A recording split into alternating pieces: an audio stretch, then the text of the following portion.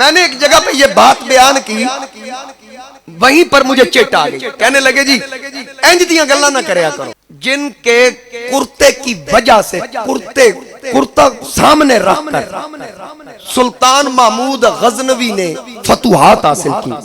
حضرت ابو الحسن خرقانی ایک جگہ پہ تشریف فرما تھے نا، تو سلطان ملنے کے لیے آیا تو اس نے اشرفیوں کی تھیلیاں دی، تو آپ نے روٹی کے سوکھے ٹکڑے دیے سلطان کو، تو اس نے جب ایک ٹکڑا کھایا نا حلق میں اٹک گیا۔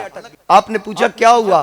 سلطان کہتا ہے کہ آپ کے سوکھے ٹکڑے جو ہیں نا ہمارے حلق میں اترتے نہیں۔ فرمایا یہ اشرفیاں بھی اٹھا لے، اگر فقیروں کے ٹکڑے تمہارے اندر نہیں اترتے تو بادشاہوں کے ٹکڑے فقیروں کے اندر بھی نہیں اترا کرتے۔ وہ تخت سکندری پر تھوکتے نہیں، بستر لگا ہوا ہے جن کا تہی گلی، اٹھا لیں ان کو۔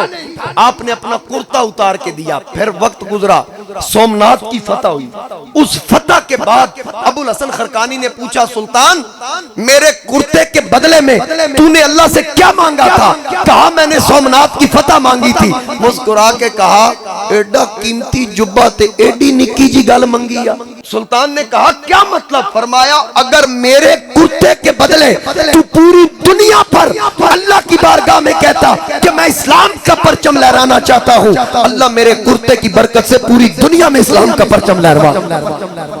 یہ بھی حضرت ابو الحسن خرقانی بھی حنفی تھے۔ اب پھر ان کے بعد حضرت داتا علی اجمیری، داتا گنج بخش آدن ولیاں دے قدمہ جو کی لبدا ہے۔ میں کہا 90 لاکھ نو کلمہ پڑھان والا 40 دن انجے چلا کٹ کے نہیں گیا، داتا کے قدموں سے فیض لے کے گیا ہے۔ حضرت داتا گنج بخش علی حجویری آپ بھی حنفی تھے، اور حضرت داتا صاحب رحمت اللہ تعالی علیہ، میں بتا رہا ہوں نا آپ کو حنفیوں کی شان کیا ہے، غلاموں کی یہ شان ہے تو پھر ان کے آقا امام ابو حنیفہ کا کیا مقام؟